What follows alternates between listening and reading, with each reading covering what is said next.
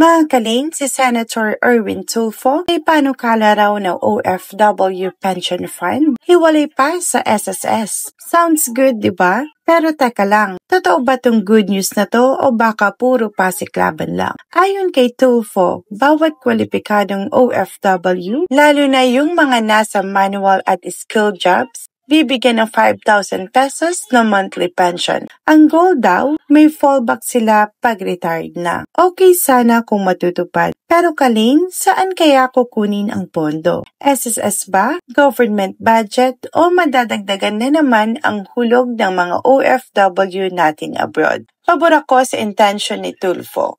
Kasi totoo naman, marami sa OFWs natin walang retirement plan.